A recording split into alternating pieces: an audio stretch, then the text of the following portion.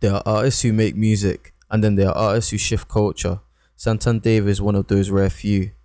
From the quiet streets of Streatham to the international stages, Dave didn't just rise to fame, he redefined what UK rap could sound like. His songs aren't just tracks, they're stories, pieces of his mind, heart, and struggle laid bare with a cinematic production.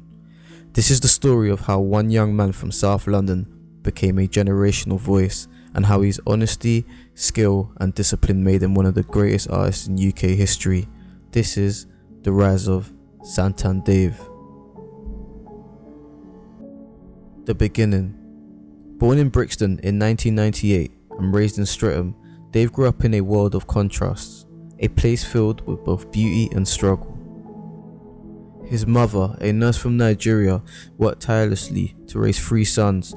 His father was deported when Dave was still a child. That separation would leave a mark on him, one that would later echo throughout his lyrics.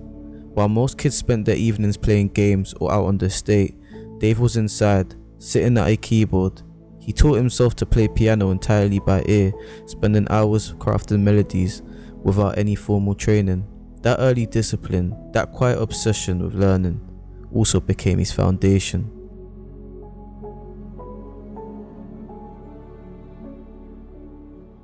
In 2015, he performed his freestyle on a platform called BlackBox. This freestyle helped change his life. A 16-year-old with depth far beyond his age, the freestyle went viral, not because of hype, but because people felt something. The UK had never seen a teenager speak so clearly about family, responsibility, and pain. Overnight, a new voice had entered the conversation, one that wasn't about bravado or flexing, but about the truth. After his BlackBox freestyle, Dave quickly became one of the most talked about new names in the UK rap scene. His 2016 single Jekyll and Hyde explored duality, 2 sides of one person, calm and chaos, thinker and fighter. But his real breakthrough came that same year with AJ Tracey on a single called Tiago Silva, a grime anthem with electric chemistry, fast bars, football references, and the raw sound of the streets. When the two performed at Glastonbury in 2019, pulling a random fan from the crowd to spit Dave's verse word for word, the clip went viral worldwide. It became one of the most iconic moments in UK live music, proof that Dave wasn't just a rapper, he was already a cultural moment. Behind the scenes, though he was moving differently from everyone else, instead of chasing trends, he built carefully. His debut EP called 6 Paths, produced with Fraser T. Smith, showed maturity and ambition, combining both grime with cinematic instrumentation. Then came Wanna Know, a slow introspective record that caught the attention of Drake. When Drake dropped the official remix on OVO Sound Radio, Dave's name went global overnight. For a teenager from South London to receive a cosign as large as Drake's was so significantly huge. But Dave didn't lose focus, the fame didn't distract him, it literally just made him even more hungrier. Finding his voice. In 2017, Dave dropped Game Over, an EP that cemented him as more than a viral moment. On tracks like How I Met My Ex, he crafted vivid storytelling that rivaled great songwriters. The track played like a film, emotional, honest, and brutally detailed, but it was Question Time that truly set him apart. A 7-minute open letter to the British government, Dave directly called out the Prime Minister, the NHS crisis, Grenfell, all the issues others were too afraid to mention. It was fearless, and it proved that Dave wasn't just chasing hits, he was here to challenge systems, speak truth, and use his platform for a purpose. Critiques began to compare him to conscious rap legends like Nas, Kendrick Lamar, yet his tone remained deeply British. He represented the new generation of intelligent rap, informed, introspective, and emotionally raw. Psychodrama. In March 2019, Dave released Psychodrama, a debut album presented as a therapy session.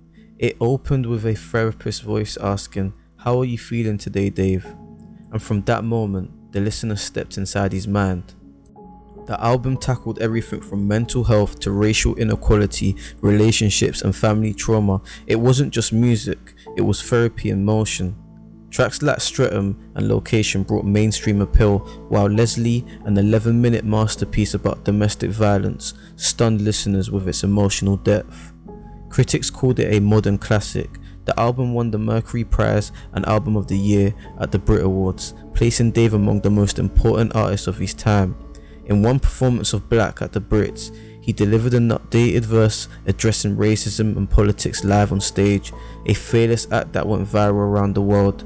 By 21, Dave had gone from teenage prodigy to a national voice, but what made Psychodrama truly special was its balance. It wasn't angry, it wasn't bitter, it was reflective. It showed that vulnerability could be powerful. We're all alone in this together. 2 years later, Dave returned with his second album, We're All Alone in This Together. The world was still healing from the pandemic, and Dave channeled that loneliness, isolation, and hope into music. The album opened up with introspection and ended up in catharsis. Clash with Stormzy dominated the charts. System and Lazarus celebrated his Nigerian heritage, and Heart Attack, yet another 11-minute track, took listeners through an emotional breakdown that really felt painfully human.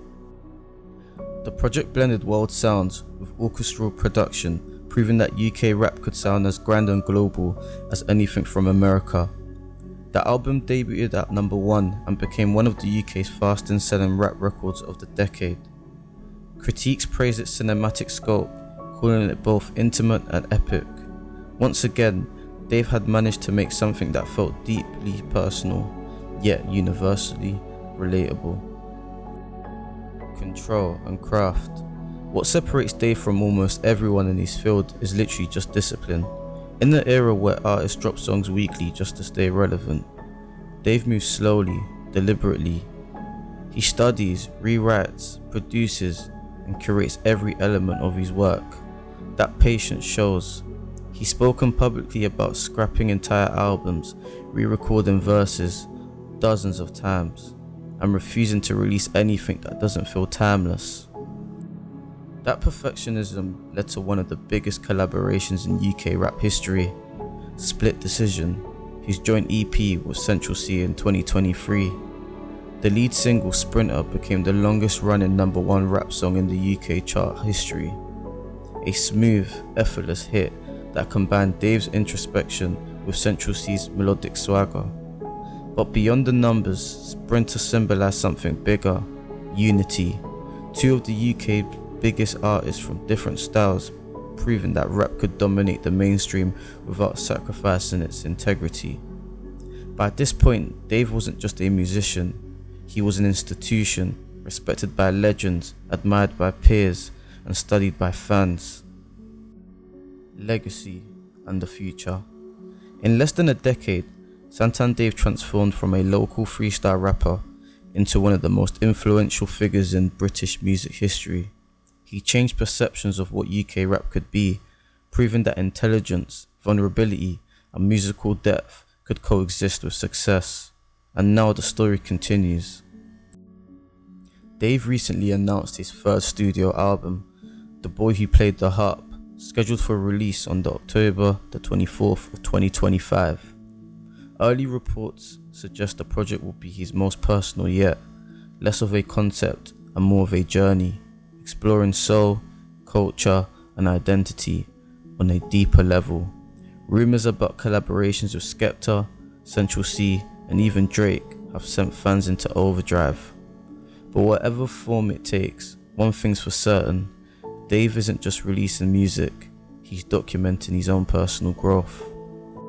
So as we come to the end of this video, if you've enjoyed it, before I start this last segment, if you could please like and subscribe, that would be greatly appreciated. From Streatham to Stardom, from pain to purpose, Santan Dave's rise is a masterclass in patience, honesty, and craft. He didn't just follow trends, he built his own lane. He didn't shout for attention, he earned it. And with The Boy Who Played Harp on the horizon, his story is far from over. Because Dave doesn't just make music, he makes history. So, this is the story of how Santan Dave took over the UK scene and became notorious for such good music. Once again, if you enjoyed the video, please like and subscribe, and peace.